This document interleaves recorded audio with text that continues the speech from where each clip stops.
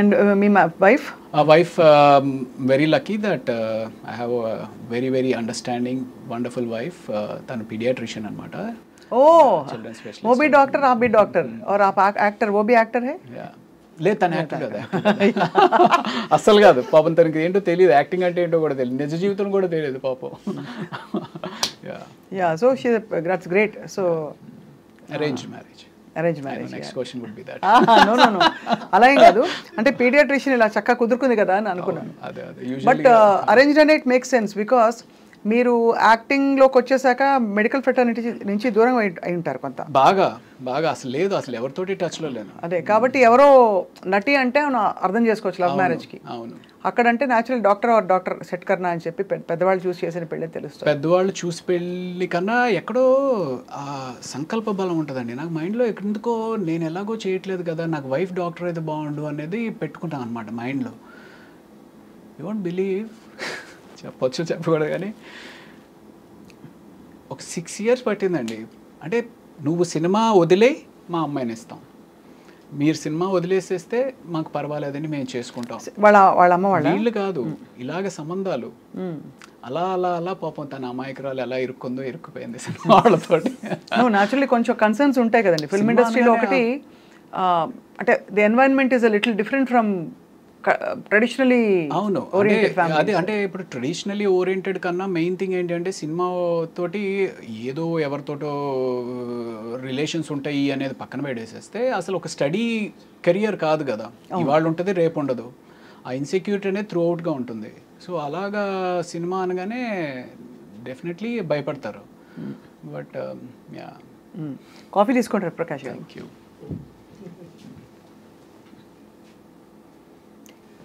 Okay, thank you. So coffee tea తాగుతుంటారా రోజంతా? తాగచ్చా డాక్టర్ గారు? కాఫీ యాక్చువల్లీ మా వైఫ్ అలవాటు చేశారండి, ఇదివరకు నాకు లేదు. బికాస్ తను వాళ్ళు రెసిడెన్సీలో చాలా ఎక్కువ నైట్ అవుట్స్ చేస్తూ ఉంటారు. సో ఆ రకంగా తను చాలా మంచి కాఫీ చేస్తుంది. సో ఆ రకంగా కాఫీ అలవాటు అయింది. Coffee is very good for health. అంటే once a day, that's what I have. Once a day అయితే నాకైతే డెఫినెట్గా మంచిదే అనిపిస్తుంది. నేను వన్స్ ఏ డేని తాగుతానండి, కానీ ఎప్పుడు తాగినా ఇప్పుడే రోజు ప్రారంభం అనుకుంటా. ఓ cheers. Cheers. So I mean, I particularly believe that anything and everything has to be in balance. Ante. You know, let that be coffee, let that be money, let that be love, let that be alcohol, anything has to have a balance. మనీకి balance ఏంటి అంటే ఎంత అవసరం అంత సంపాదించాలి, అది తప్పదు. అంతే కదా, అంతే. ఎక్కువ అని చావాలి అట్లా ఉండకూడదు అంటారు. అదేనా? అంతే అంతే. బట్ ఫర్ దట్ మ్యాటర్ మానిటరీగా, ఫైనాన్షియల్గా and even otherwise are you feeling that you have achieved and you feel ఫుల్ఫిల్డ్? మానిటరీగా అయితే డెఫినెట్లీ ఇంకా లేదు అని అనిపిస్తుంది మనసుకి. ఇంకా చేయాలి, ఇంకా సంపాదించుకోవాలి, ఇంకా ఫైనాన్షియల్గా బెటర్ అవ్వాలి అనేది. గట్టి రోల్ ఏది పడింది రవి గారు మీకు that brought you lot of satisfaction? నాకు ఫస్ట్ ఇచ్చింది వేదం అని చెప్పి. వేదంలో అవును, క్రిష్ గారు. అందులో కూడా మీరు ఇన్వెస్టిగేటింగ్ ఆఫీసర్ కదా. నేను ఒక హిందూ ఫేవరెటిజం ఉన్న పోలీస్ వ్యక్తి. దానిలో ట్రాన్స్ఫర్మేషన్ బాగుంటుంది. సో నాకు అది బాగా నచ్చింది. అండ్ నేను యాక్ట్ చేసింది మనోజ్ బాజ్పేయి తోటి. మనోజ్ బాజ్పేయి గారిని బ్యాలెన్స్ చేయగలను అనే ఒక నమ్మకం క్రిష్ డైరెక్టర్ దగ్గర ఉండడం అనేది ఐఎమ్ లక్కీ. అంటే నేను అప్పుడు ఆయనతో యాక్ట్ చేసినప్పుడు ఆయన ఎంత గొప్ప సత్యాలు యాక్ట్ చేశారు మనం ఏదో చూసాం కానీ, బట్ అంత గొప్ప నటుడు అనేది నాకు తెలీదు, అంత ఫీల్ అవ్వను కూడా అవ్వలేదు. మన అడ్వాంటేజ్ ఏంటి అంటే తెలుగు. నాకు తెలుగు వచ్చి ఆయనకి రాదు. So probably I could balance with ఆయన్ని మ్యాచ్ చేయడానికి అది హెల్ప్ అయినట్టుంది. అండ్ అదొక సినిమా. తర్వాత చదరంగం అని చెప్పి Z5లో ఒక వెబ్ సిరీస్ చేశాను. అప్పటికి ఇంకా ఓటీటీస్ అంత పాపులర్ కాలేదు. సో దిస్ వాజ్ ఇన్ 2019 అనమాట. అది చేసా. అందులో కూడా ఒక త్రూ అవుట్ క్యారెక్టర్ బాగుంటుంది చాలా. That gave me lot of satisfaction. So అది కాకుండా కొండపొలం అని చెప్పి ఆ సినిమా సరిగ్గా ఆడలేదు కానీ కొండపొలంలో ఆ సీన్ ఏదైతే టెలిఫోన్ కాన్వర్సేషన్ ఉండి, సో నాకు క్రిష్ గారు ఆ బుక్ ఇచ్చారనమాట. ఆ బుక్ ఇచ్చి చదవమన్నప్పుడు 200 పేజీలు చదివిన తర్వాత కూడా నా క్యారెక్టర్ కనపట్లేదు. ఏంటి మధ్యలో కాఫీ తాగు అనే టైప్లో ఒక డైలాగు, లేకపోతే నేను వెళ్తున్నాను అనే టైప్లో ఒక డైలాగు. ఆ క్యారెక్టర్ పేరు అంకయ్య. ఏంటి 200 పేజీలు అయింది, బుక్ ఇచ్చి చదవమన్నారు అంటే క్యారెక్టర్ ఏదో ఉంటుంది అనుకున్నా. Then that scene came. ఆ సీన్ వచ్చినప్పుడు ఓహో ఈ బాల్ నాదనమాట, ఇందులో 6 కొట్టాలి అని చెప్పి I felt very happy doing that. అలాంటివి ఒక 4 గట్టిగా పడ్డాయంటే మీకు ఒక నెక్స్ట్ రేంజ్కి వెళ్ళిపోతారు. రేంజ్ అవసరం లేదండి, సాటిస్ఫాక్షన్. అమ్మా ఇన్ని సంవత్సరాలు సాక్రిఫైస్ చేసినందుకు మనం యూనో మంచి పని చేసాము, మంచి సినిమాలు చేసాము అనే సాటిస్ఫాక్షన్ ఉంటుంది. రేంజ్ అంతే. సో మీరు పెద్దవాళ్ళు పెట్టిన పేరు రవి.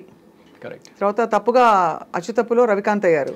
అచ్చు తప్పు కాదు, నేను ఇందాక మీకు చెప్పాను, నాకు ఒక ఫ్రెండ్ అసిస్టెంట్ డైరెక్టర్ పరిచయం అయ్యాడు. తనతోటే నేను ఉస్మానియా హాస్టల్లో ఉండేవాడిని అని కదా. తను సో ఇలాగ సినిమా అవుతుందనేది అదంతా అసలు మనకి స్పృహలో లేదనమాట. వెళ్ళడము ఏదో అంతా అయోమయంగా ఉండింది.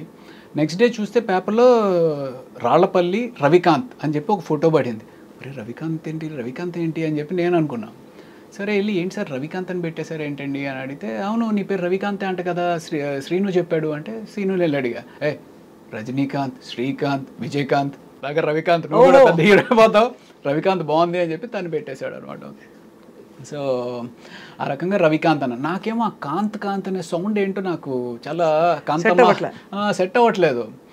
సెట్ అవ్వకపోయేటప్పటికి అండ్ అప్పటికే టర్బులెన్స్, సినిమా ఫ్లాప్ అయింది, అటు మెడిసిన్కి వెళ్ళాలో తెలియదు, ఇండస్ట్రీలో కంటిన్యూటీ అవ్వాలో తెలియదు, ఏం చేయాలో తెలియదు, ఇంట్లో ఏమంటారో తెలియదు. ఆ టర్బులెన్స్లో ప్రతి ఒక్కడు ఆ గుడికి వెళ్ళి మొక్కుకో, ఇతన్ని వెళ్ళి కలువు, అతనికి వెళ్ళి జాతకం చూపించు, ఇలా న్యూమరాలజీలో ఒకసారి వెళ్ళి కన్సల్ట్ చేయి, పేరు మారిస్తే ఏమైనా వచ్చి మారుతుందేమో ఇది అని చెప్పి వెళ్ళి కన్సల్ట్ చేశాను న్యూమరాలజీని.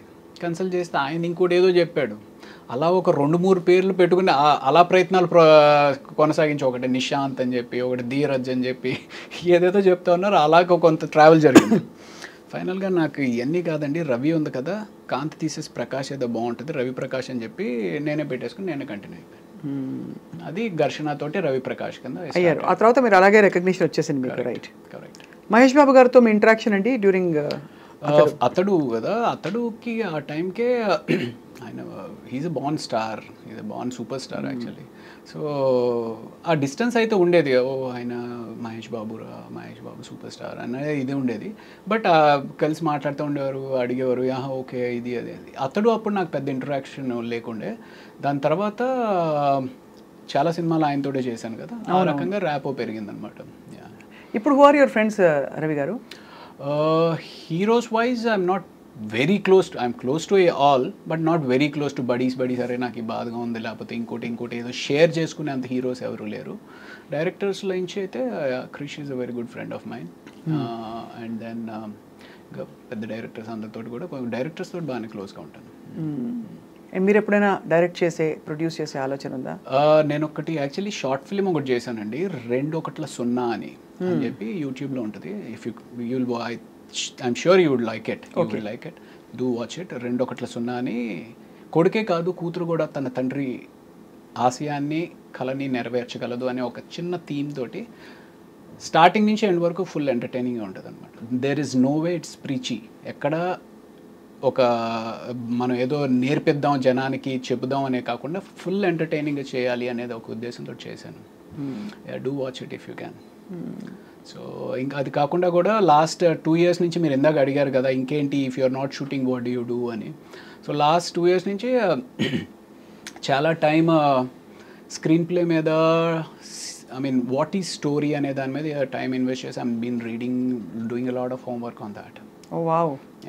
సో అయితే would you say, I mean looking at you it feels like అనిపిస్తుంది అనమాట, మన ఇష్టం వచ్చినట్టు మనం జీవితాన్ని బ్రతకగలగాలి, ప్రెషర్ లేకుండా, ఇదే చెయ్యి అది చేయొద్దని. That's freedom.